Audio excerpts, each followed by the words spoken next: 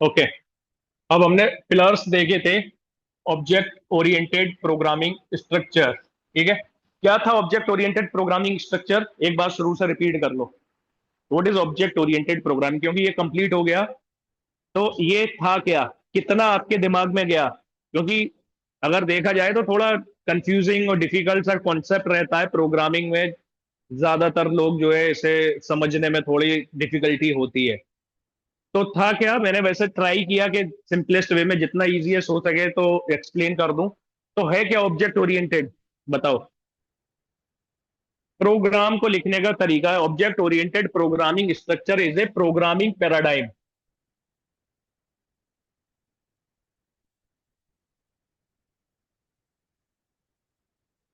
Programming paradigm मतलब आप किसी भी प्रॉब्लम को सॉल्व कर रहे हो, तो सॉल्व करने के लिए उसके लिए कुछ कोड लिखोगे। तो जो कोड का आपका स्टाइल होगा, वो कौन सा स्टाइल आप सेलेक्ट कर रहे हो? ऑब्जेक्ट ओरिएंटेड का, जहां पर आप क्या करते हो? क्लास क्रिएट करते हो, रियल टाइम एंटिटीज जो होती हैं उसके अकॉर्डिंग करते हैं। तो रियल वर्ल्ड में क्या है? Everything is an object. जो रियल वर्ल्ड में है, जो अभी हम जहां पर है, तो यहां पर क्या है? एवरीथिंग इज एन ऑब्जेक्ट, और हम उसी ऑब्जेक्ट के कॉन्सेप्ट से क्या करते हैं? कोड लिखते हैं, क्लास बनाते हैं, और उसका ऑब्जेक्ट क्रिएट करते हैं। तो यहां पर there are two major component. दो मेजर कंपोनेंट हमने देखे थे, class and object. Class and object, class क्या था और ऑब्जेक्ट क्या था? Class is the blueprint. Class is the blueprint that have attribute and behaviour. Attribute and behaviour, ये किसी भी क्लास की, क्योंकि अभी आपने कितनी बहुत सारी क्लास बना ली होगी, मोर देन 20 क्लास आप अभी तक बना चुके होगे। तो क्लास के अंदर क्या था? आपने डेफिनेशन ही लिखी थी कि ये ऐसा करके किया। तो फिर जैसे बैंक वाले अकाउंट की आपने लिखी थी, डिपॉजिट की लिख दी, उसमें विड्रॉल की लिख दी, ये सारा कुछ लिख दिया आपने, ब्लूप्रिंट रेडी कर दिया एक। तो क्लास इज दी टेम्पलेट या ब्लूप्रिंट, जिसके अंदर क्या होता है? Attributes and behaviour. एट्रीब्यूट क्या थे आपके? जो डेटा था जो आप बाहर से पास कर रहे थे, जैसे बैंक में कितना पैसा डिपॉजिट करना है, बैंक अकाउंट के ओनर का नाम क्या है, ठीक है, उसके इनिशियल बैलेंस कितना है, तो ये सब डेटा आपने बाहर से सेंड किया था। तो ये क्या हो गया? एट्रीब्यूट्स। बिहेवियर, बिहेवियर क्या हो गया? कि वो विड्रॉ कर सकते हैं उसमें से पैसा, उसमें डिपॉजिट किया जा सकता है, उसमें डिटेल शो की जा सकती है। ये उसके बिहेवियर थे बैंक अकाउंट क्लास के, ठीक है। तो डेटा आपने पास किया यहां पर, जैसे अकाउंट होल्डर का नेम हो गया, बैलेंस हो गया, ये आपका डेटा आपने पास किया था। और यहां पर आपने क्या किया था? बिहेवियर में मेथड, जैसे मेथड में क्या हो गया? डिपॉजिट करना, डिपॉजिट, विड्रॉल, विड्रॉल और शो डिटेल। तो ये सारे काम आपने, और भी बहुत सारे काम कर सकते हो, ठीक है। तो ये क्या थे? उसके बिहेवियर थे कि वो एक्ट कैसे कर रही है वो क्लास, ठीक है। ये डेटा, तो हर एक क्लास के अंदर हमने यही दो ही चीज दी, इसके अलावा तो कुछ दिया नहीं। क्लास के अंदर मेथड्स बनाए थे अलग अलग तरीके के, और उन मेथड्स को जो है डेटा हमने पास किया था। ओके। इसके बाद में ऑब्जेक्ट क्या है? Object is the instance of that particular class. Instance of class. अब जैसे आपने बैंक अकाउंट नाम की क्लास बनाई, उस क्लास से आप n number of account open कर सकते हो, ठीक है। एन नंबर ऑफ लोगों के अकाउंट हो सकते हैं, कि account one is equal to bank account, account two is equal to. तो वहां पर आपने क्या किया? एट्रीब्यूट सबके अलग अलग हो गए, हर एक क्लास के। तो ऑब्जेक्ट क्या है? Instance of the class. एक क्लास से आप एन नंबर ऑफ इंस्टेंस जो है क्रिएट कर सकते हो, ठीक है। ओके। अब इसके बाद में हमने देखा था कि जब आप क्लास और ऑब्जेक्ट, जब आप बात कर रहे हैं एट्रीब्यूट एंड मेथड की, एट्रीब्यूट एंड मेथड, एट्रीब्यूट और मेथड में, एट्रीब्यूट क्या था? वेरिएबल्स डेटा के लिए। How many type of attribute? Three type. कौन कौन से? Instance, instance, class and local. Instance variable कौन से वेरिएबल थे? जो किसी भी ऑब्जेक्ट को आप, जब आप उसका ऑब्जेक्ट पास कर रहे थे या कंस्ट्रक्टर बना रहे थे, सेल्फ कीवर्ड का यूज कर रखा है जहां पर उससे आप कॉल कर रहे हो उनको, तो वो इंस्टेंस वेरिएबल थे। क्लास वेरिएबल क्लास के अंदर तो है बट किसी मेथड के अंदर नहीं थे, वो क्लास वेरिएबल थे। ठीक है। लोकल वेरिएबल एक यूटिलिटी फंक्शन को सपोर्ट करने के लिए जो है वहां पर वेरिएबल परफॉर्म कर रहे हैं, ना क्लास से लिंक है, ना जो है वो ऑब्जेक्ट से लिंक है। वो अपनी फंक्शनैलिटी परफॉर्म करेंगे, परफॉर्म करके उनका काम खत्म। ठीक है। तीन टाइप के वेरिएबल देखे थे आपने, और मेथड आपने तीन देखे थे। कौन कौन से मेथड थे? इंस्टेंस मेथड, क्लास मेथड, और static method. Instance method, instance variable को एक्सेस करना, मॉडिफाई करना, ये सारे काम इंस्टेंस मेथड से। आप जिसके पहचान क्या है कि उस मेथड का पहला पैरामीटर क्या रहेगा? सेल्फ। SELF, सेल्फ लिखा होगा, जिसमें भी सेल्फ लिखा है वो इंस्टेंस मेथड है, और वो ऑब्जेक्ट से लिंक रहेगा। इंस्टेंस ऑब्जेक्ट से लिंक रहेगा। और इंस्टेंस वेरिएबल जो को मॉडिफाई कर सकता है, एक्सेस कर सकता है। इंस्टेंस वेरिएबल हर एक इंस्टेंस के लिए अलग अलग होंगे, हर एक ऑब्जेक्ट के लिए उनकी वैल्यू क्या होगी? अलग अलग होगी। ठीक है। दूसरे क्लास वेरिएबल, क्लास मेथड किस लिए बनाए थे? जो क्लास वेरिएबल थे उनको अपडेट करना, क्योंकि क्लास वेरिएबल जो है नॉर्मली अपडेट नहीं कर सकते, उनको किससे करोगे? एक्सेस करने के लिए, अपडेट करने के लिए आप क्या बनाओगे? Class method. तो जो क्लास वेरिएबल्स थे, क्लास एट्रीब्यूट थे, उनको हैंडल करना, उनको एक्सेस करना, उनको अपडेट करना, उसके लिए आपने क्या बनाया? Class method. ठीक है। जिसकी पहचान क्या है? पहला पैरामीटर क्या होगा? CLS।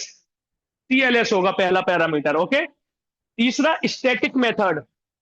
स्टैटिक मेथड कोई यूटिलिटी फंक्शनैलिटी परफॉर्म करने के लिए, आप जैसे लोकल वेरिएबल थे, लोकली काम कर रहे थे, ना तो ऑब्जेक्ट से लिंक था उनका, ना किसी क्लास से लिंक था, वो अपनी फंक्शनैलिटी परफॉर्म करके उनका एग्जिस्टेंस वहीं तक था। ऐसे ही स्टैटिक मेथड क्या होंगे? वो मेथड जो किसी ऑपरेशन परफॉर्म करने के लिए यूज हो रहे हैं, ना तो आप उनको जो है इंस्टेंस के साथ में कर रहे हो, ना किसी क्लास के साथ में। उन्होंने अपना ऑपरेशन परफॉर्म किया, जैसे ग्रेड आपने निकाला था तो उन्होंने अपना ऑपरेशन परफॉर्म किया, बस काम खत्म। ठीक है। तो वो स्टैटिक मेथड। इसमें यहां पर ना तो पहला पैरामीटर की कोई कंडीशन नहीं है, बट इन दोनों में क्या होगा? At the rate class method, at the rate static method, decorator लगाओगे आप क्लास के जो भी मेथड बनाओगे इसके नाम से पहले। ठीक है। ये तीन हो गए, ये काम हो गया। अब आपने एक और कॉन्सेप्ट देखा था, कंस्ट्रक्टर।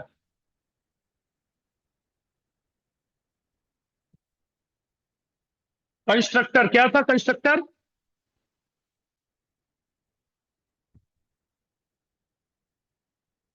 कंस्ट्रक्टर एक स्पेशल मेथड है जिसका नाम क्या होता है? INIT।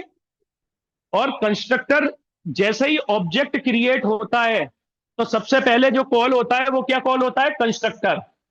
किसी भी एट्रीब्यूट्स को, डेटा को इनिशियलाइज करने के लिए हम इसका यूज कर लेते हैं। तो सबसे पहले ऑब्जेक्ट क्रिएट होते ही जो ऑटोमेटिकली सबसे पहले कॉल होता है वो क्या कॉल होता है?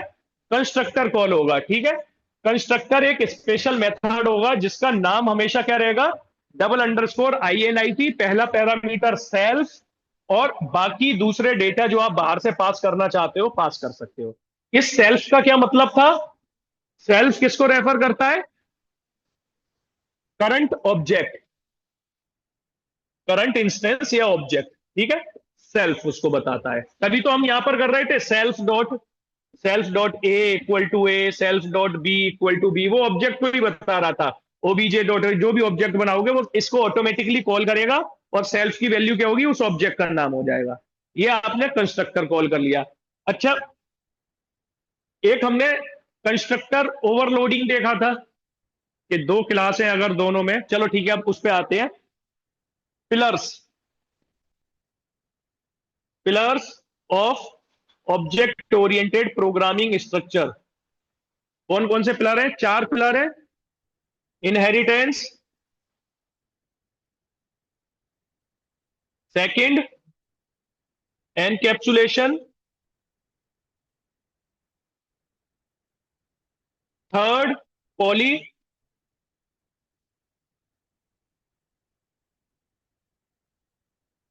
Fourth abstraction. अब ये these are the four pillars कि जब आप अपनी प्रोग्रामिंग कोडिंग लिख रहे हो by using object oriented programming, तो नॉर्मली आप कोड लिख रहे थे, बट उसमें कुछ फंक्शनैलिटी, कुछ सिक्योरिटी, कुछ वो सारा कुछ प्रोवाइड करने के लिए, प्राइवेसी, ये सब इन पिलर्स को यूज करोगे। अब कैसे कैसे इनको यूज करोगे? सबसे पहला इनहेरिटेंस। इनहेरिटेंस में क्या हो रहा था? To inherit, to acquire the functionality of one class. एक क्लास की सारी फंक्शनैलिटी को एक्वायर कर लेगी एक दूसरी क्लास, और उसके पास अपनी भी फंक्शनैलिटी होगी। ठीक है, तो दैट इज कॉल्ड इनहेरिटेंस। तो इनहेरिटेंस को लिखने का तरीका यह था, जो भी क्लास है CLASS क्लास ए, और उसकी अपनी फंक्शनैलिटी है जो उसको इनहेरिट करेगी क्लास ए, और इनहेरिट इसको कर ले रही है बी को। सॉरी, क्लास बी इनहेरिट किसको कर लेगी? एक को। तो ये आपका क्या हो गया? इनहेरिटेंस। इनहेरिटेंस के चार टाइप हमने देखे थे, कौन कौन सा? सिंगल, दूसरा multi level, third multiple, fourth hierarchical, और पांचवा हाइब्रिड, जो क्या था? इनका कॉम्बिनेशन था। ओके। सिंगल इनहेरिटेंस में एक क्लास दूसरी क्लास को इनहेरिट करेगी। एक क्लास, क्लास पेरेंट, और क्लास क्या आ गई? चाइल्ड। चाइल्ड ने किसको इनहेरिट कर लिया? पेरेंट को कर लिया। तो ये क्या है? Single inheritance. ये क्या है? Single inheritance. ये एक पेरेंट क्लास है और एक ही चाइल्ड क्लास है, that is single inheritance. Single inheritance के बाद multi level inheritance. Multi level में क्या था? लेबल्स के थ्रू आ रही थी। क्लास ग्रांड पेरेंट, उसके बाद में आई क्लास पेरेंट। पेरेंट ने किसको? ग्रैंड पेरेंट को इनहेरिट कर लिया। उसके बाद आई क्लास चाइल्ड। चाइल्ड ने पेरेंट को इनहेरिट कर लिया। ठीक है, ये कॉन्सेप्ट किसका हो गया? मल्टी लेवल के। यहां से इसके पास आई और इसके पास से इसके पास आई, लेवल्स के थ्रू आई। डायरेक्टली चाइल्ड ने डायरेक्ट ग्रैंड पेरेंट को नहीं किया, एक लेवल के थ्रू किया, इसके पास से इधर, इधर से इधर। ठीक है, that is multi level inheritance. उसके बाद में नेक्स्ट क्या था? मल्टीपल। मल्टीपल में क्या था कि एक चाइल्ड के मल्टीपल पेरेंट हैं, जैसे क्लास फादर, क्लास मदर, और क्लास चाइल्ड है। क्लास चाइल्ड जिसने फादर को भी इनहेरिट किया हुआ है और मदर को भी इनहेरिट किया हुआ है। तो ये आपकी क्या हो गई? क्लास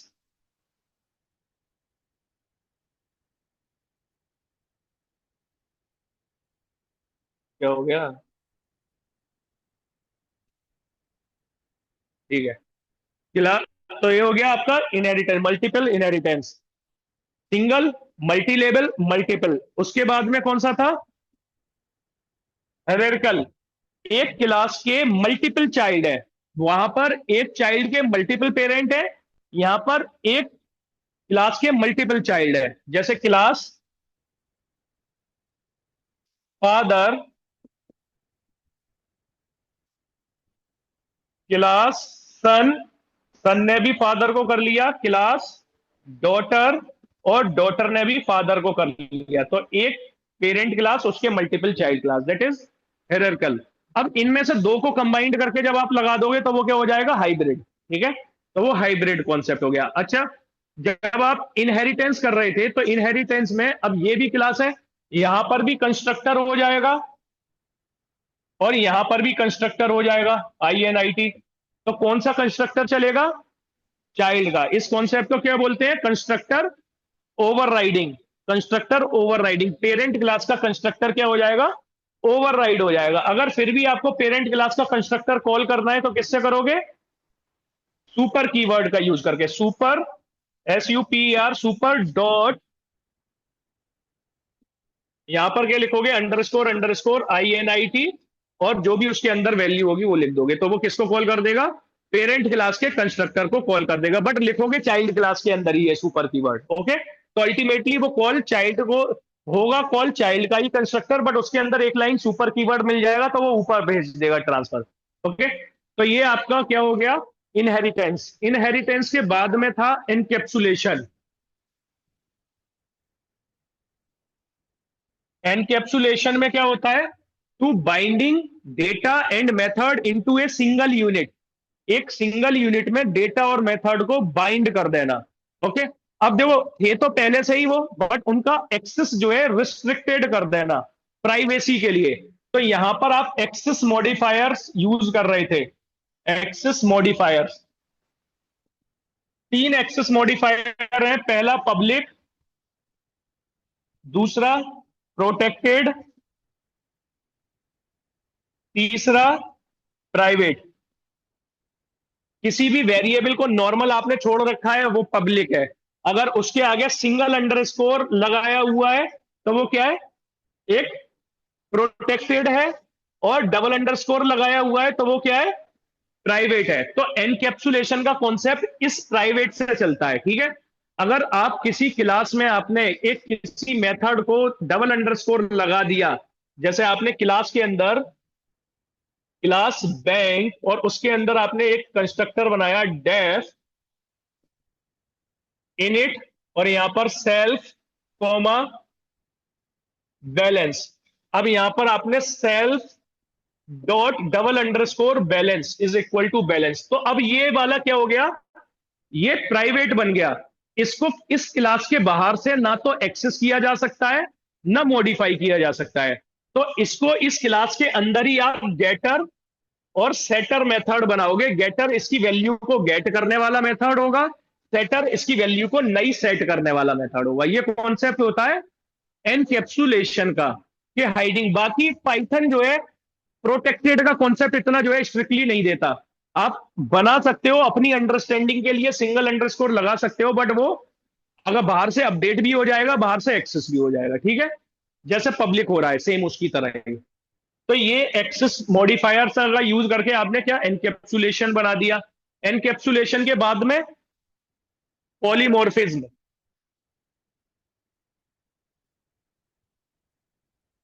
पॉलीमॉर्फिज्म में क्या था, एक ही कॉन्सेप्ट है, एक मेथड, बट वो बिहेव करेगा one thing that behave differently, ठीक है, डिफरेंट फॉर्म में वो बिहेव करेगा। तो यहां पर आपके पास में चार कॉन्सेप्ट है, duck typing, method overriding, method overloading,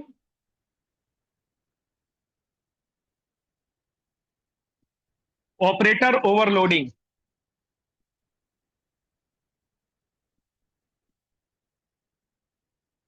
duck typing, एक क्लास, दो क्लास है, दोनों के अंदर सेम नेम मेथड है, तो आप जिस ऑब्जेक्ट से जिसको कॉल करोगे वो उस वाले को ही जो है रिटर्न करेगा। बाकी मेथड ओवरराइडिंग सेम इनहेरिटेंस वाला कॉन्सेप्ट है। इनहेरिटेंस आप कर रहे हो जहां पर कंस्ट्रक्टर ओवरराइडिंग हुआ था, अगर सेम नेम मेथड है दो क्लास में तो वो क्या है, मेथड ओवरलोडिंग है।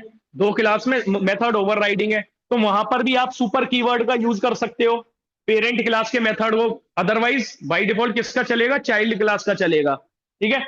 मेथड ओवरलोडिंग, पाइथन जो है एक प्योरली मेथड ओवरलोडिंग नहीं करता। पाइथन क्या करता है, एक फंक्शन दे देता है जहां पर आप क्या करोगे, उनकी सेट कर दोगे value C is equal to none. Method overloading में यही तो था, same name method but different parameter. तो यहां पर जो एस्ट्रिक वाला कॉन्सेप्ट है या डिफॉल्ट वेरिएबल वाला कॉन्सेप्ट है वो यूज करके आप मेथड ओवरलोड कर लेते हो।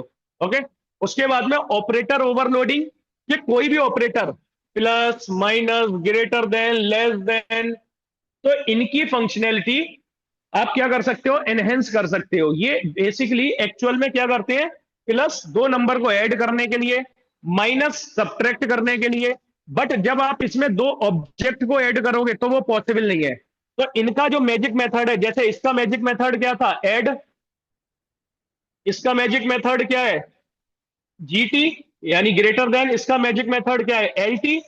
तो इन मैजिक मेथड को आप यूज करोगे अपने क्लास के अंदर, और वो मेथड क्या हो जा रहे थे, ओवरराइड हो जा रहे थे। फिर आप क्या करोगे, ओवरलोड हो जा रहे थे। फिर आप दो ऑब्जेक्ट को ऐड कर सकते हो, सब्ट्रैक्ट कर सकते हो, ग्रेटर देन कंपेयर कर सकते हो, लेस देन है तो कंपेयर कर सकते हो। ठीक है, ये कॉन्सेप्ट था मेथड ऑपरेटर ओवरलोडिंग। लास्ट जो आज आपने किया, that is abstraction. Abstraction to show only relevant data, hide unnecessary details. तो इसके लिए आप क्या करोगे, पहले from ABC import ABC and abstract method. एक मेथड बनाओ, एक क्लास बनाओगे, जिस क्लास में आप क्या करोगे, ए बी सी को इनहेरिट कर दोगे। तो अब ये क्लास क्या बन गई, एब्स्ट्रैक्ट क्लास बन जाएगी। इसके अंदर जो भी मेथड आप लिखोगे, एब्स्ट्रैक्ट मेथड, वो आपके चाइल्ड क्लास में, इस क्लास के, देखो इसके चार रूल हैं। पहला, इंपोर्ट करोगे,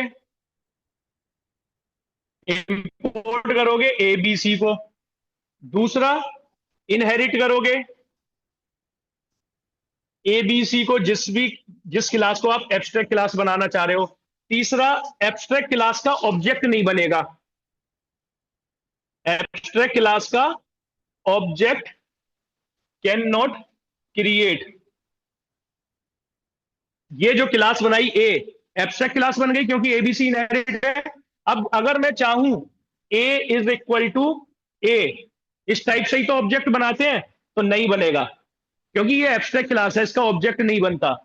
तीसरा, चौथा, कि जो एब्स्ट्रैक्ट मेथड है वो चाइल्ड क्लास में होने जरूर चाहिए, क्योंकि जो क्लास इसको इनहेरिट करेगी उसके अंदर वो मेथड, ये यहां पर जो जो आपने एब्स्ट्रैक्ट मेथड बनाए हैं वो वहां पर डिफाइन जरूर होने चाहिए। अदरवाइज तब भी आपके कोड एरर दे देगा। अगर एक भी मेथड नहीं है, आपने इस ए क्लास को, जैसे क्लास बी बनाई, क्लास बी बनाई और इस बी में इस ए को एब्स्ट्रैक्ट क्लास जो है इसको इनहेरिट कर लिया। यहां पर सपोज करो दो एब्स्ट्रैक्ट मेथड थे, यहां पर आपने एक ही बनाया, तो ये एरर दे देगी, क्योंकि दोनों होने जरूरी है वहां पर। ठीक है, तो जब आप ऑब्जेक्ट क्रिएट करोगे तो ये एरर दे देगी। जितने आपने यहां पर मेथड बनाए हैं वो मेथड यहां जरूर होने चाहिए। तो ये चारों पिलर हो गए object oriented programming complete. Next हम देखेंगे एक्सेप्शन हैंडलिंग।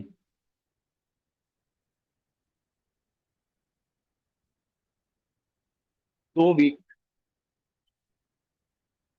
अभी एक्सेप्शन हैंडलिंग है, रेगुलर एक्सप्रेशन है, फिर टिक इंटर है।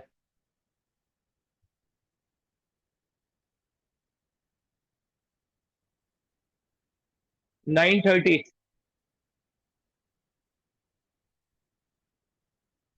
पर मैं ये पूछ रहा हूँ कि नए बैच की जरूरत पड़ती क्यों है।